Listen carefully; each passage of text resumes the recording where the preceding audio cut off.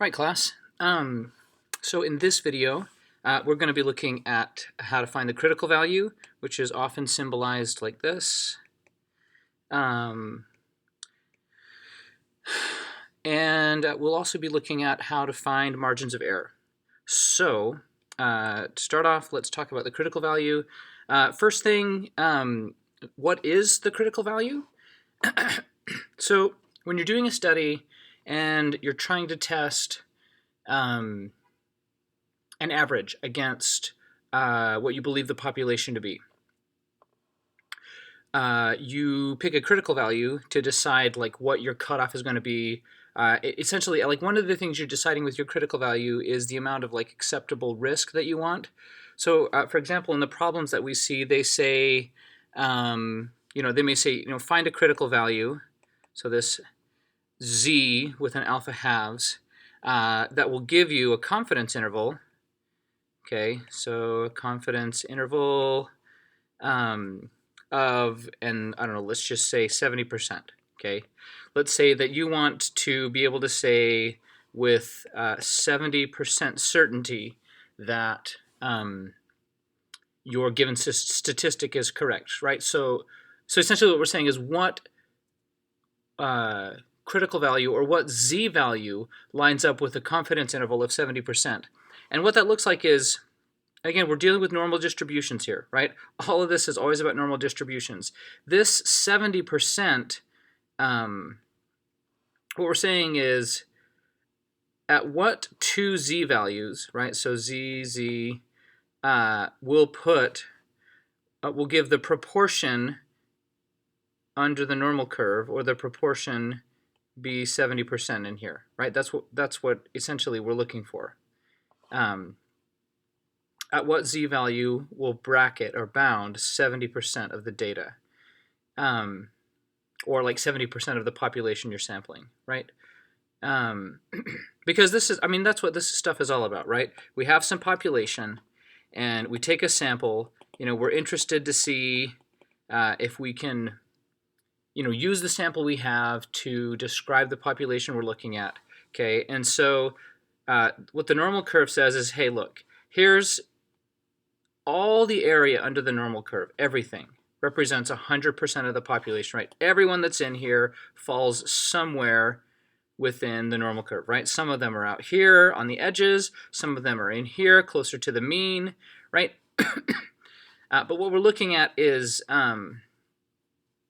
we want to know what critical value or what z-scores, and that's why they kind of symbolize that with a z-score, what critical values will bound. And for us, we're looking at a confidence interval of 70%, right? So let's take a look at how this is going to work. So if these are z-scores, right? These are some values of z, meaning that there's some standard deviation away from the mean, right? And the mean is right here, right? There's the mean, and I want to know, right? I'm some standard deviation away from the mean, and that's represented by this z value. Okay, if you're one standard deviation away from the mean, then the z value would be 1, right? But I want to know what z value is going to bound 70% of the data in here. Okay, so to do this, what we want to think about is say to ourselves, okay, if I'm bounding 70% of the data, right? So this proportion is 0.7. Well, then what's left? Okay, what's left for out here and out here? Well, if the whole thing is 1 or 100, then minus 0.7, that leaves me 0.3, a proportion of 0.3. And that 0.3, we're splitting it up between the two ends, okay? So that means that I have 1.5 over here and 1.5 over here, okay? And by the way, that's why it's that alpha halves, right? So the critical value is that z alpha halves, because I'm taking this and I'm splitting it in half to get 1.5, right, to find out, what's this thing over here on the edge. So, okay, so the alpha halves part of it is, for us, 0.15.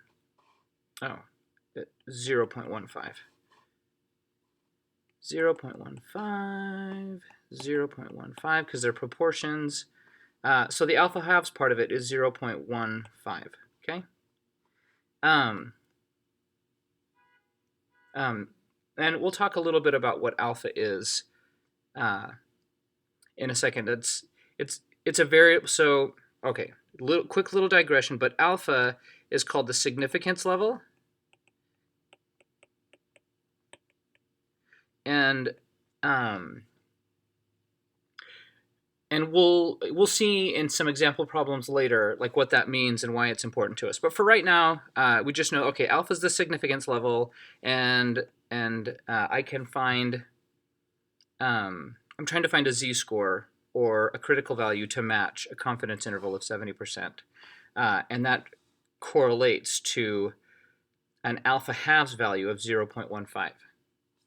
Okay, so to finish this problem, okay, again, let's go back. Here's our distribution. We've got our mark here. We know that this is 0.15, okay?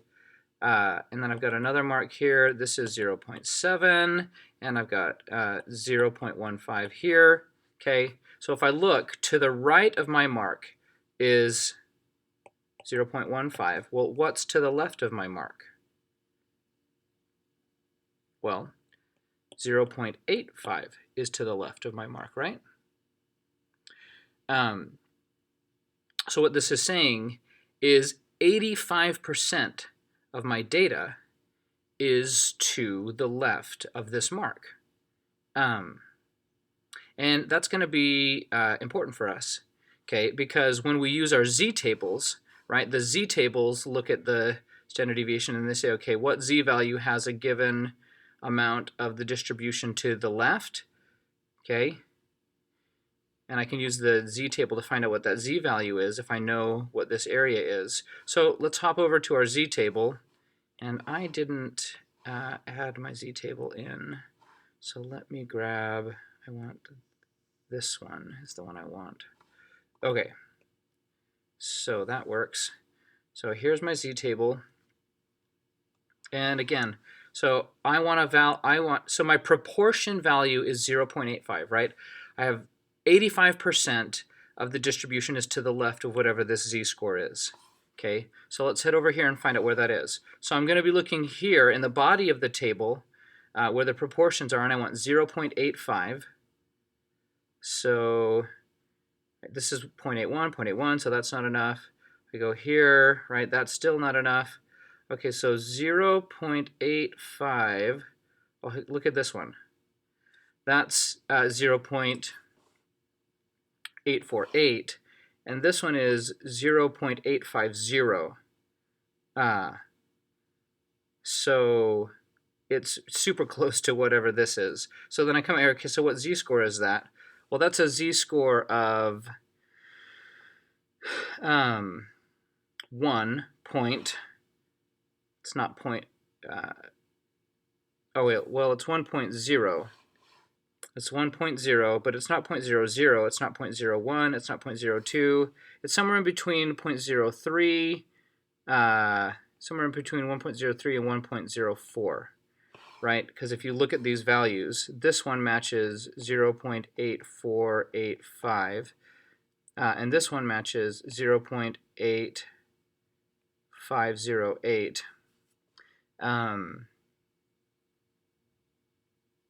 And then honestly, it's a game to kind of decide like which one's closer. You know, it's probably, this real score is probably something like 0.037. Okay, and so maybe, you know, we'll use that, right? We're somewhere in between, maybe a little bit closer to this one because we're trying to get at that 85%. And so I'm just kind of I'm making an estimate on this last number here. So now I've got this z-score, and so now I can go back and I can say, all right, this z-value is 1.037, okay? So this would be a z at the alpha halves, or my critical value is 1.037. And then the really cool thing is that because because the normal score is because the normal distribution is proportional on either side. If this is 1.037, this is negative 1.037 because I have 0.15 over here and 0.15 on the other side. So I know both of those values right now, and so that's really nice. Okay, so that's that, right? I now have the critical value for a confidence interval of 70%, okay? And if I were to change, so just to kind of a quick review, if I were to change that confidence interval, let's say we changed it to 90, right? 70% was here, okay? 90% is going to be even more of the population, so that's going to push this thing out to here. And so that would be a proportion on the inside of 0.9. Again, leaving how much would that leave for over here and over here? Well, if the whole thing is, so I have a remainder of 0.1, then divide that by 2, and you're going to have 0.05 would fit into this space and into that space. And then we'd go back to the table and we'd say, okay, we would do this. We would do this same thing where we'd say, okay, well, so let's look here. I'd have in this side, I'd have 0.05. Then over here, how much is left? Well, this is like 90. What? Just to not screw this up, 1 minus 0.05 is 0.95. 0.95. Yeah, that's right. Okay, so then I would go back to my table. I'd find 0.95, which is somewhere in between here and here, and then so that would be 1.64-ish. 1.64 something. And then I could make a guesstimate on what that number is, but it's probably closer to the 1.64. I guess maybe this is 1.641 or 1.642, but it's closer to the 1.64. But anyway, so that's how to find the critical values, and that's how things are different as you adjust what your confidence interval is, right? That just makes these brackets bigger or smaller. If you wanted a confidence interval of only 20%, I mean, I don't know, nobody would do a study where they were only 20% confident that their data was accurate. But if you were a crazy person and were to do that, right, we could figure that out. So there's that. Okay, so then the next thing we want to look at, and I always do that, okay, but I still have this value. So the critical value I found was 1.037, so I just want to hang on to that. So my z alpha halves ended up being 1.037, and so we're going to need that in just a second. And this is for a confidence interval of 70%. Okay, and again, here's my distribution, right? And we're saying that the proportion inside of here is 0.7, right? That's why it's a confidence interval of 70%. Okay, so then, well, what's my margin of error? Okay, if this is my critical value, and if this is my confidence interval, okay, what margin of error matches that data? Okay, and so for this we need to know two more pieces of information. To find it, we need to know, well, what's the standard deviation of the population or of this that we're looking at? So for us, I'm just going to make up a number. Let's say that the standard deviation of whatever it is that we're looking at is 35. And the other thing we need to know is how big is the sample. Okay, and we're going to say that we're looking at a sample of 45. Now, why is it important that I chose 40? What if I had chose 25?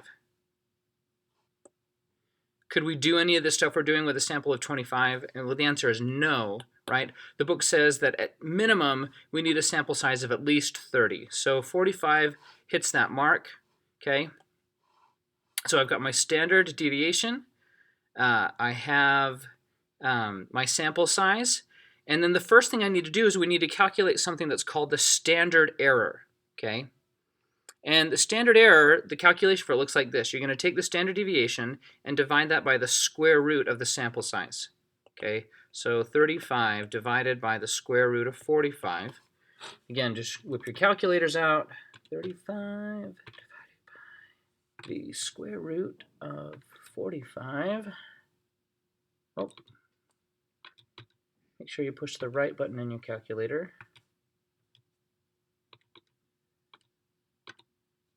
And I'm getting that my standard error is 5.2175. And I just grabbed a few decimal places because I want to make sure that I don't have a rounding error, right? So that's the standard error for whatever that means, right? Margin of error. Okay, so to calculate the margin of error, you just need two things. Margin of error is the critical value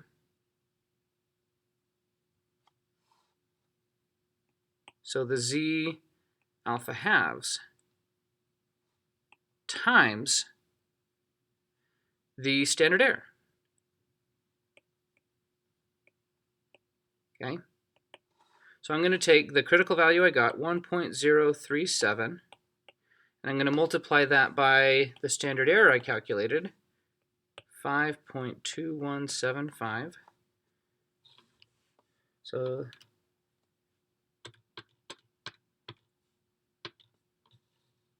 and I have a margin of error of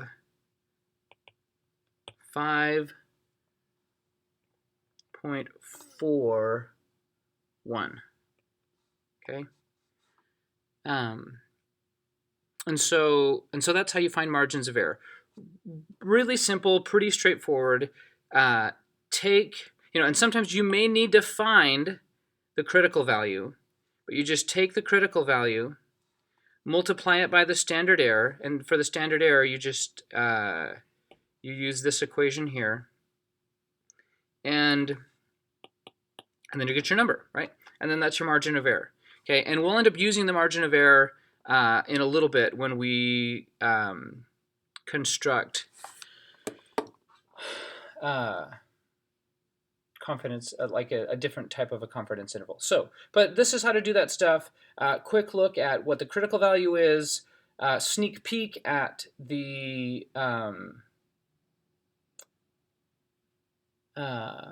at alpha and what that means, and then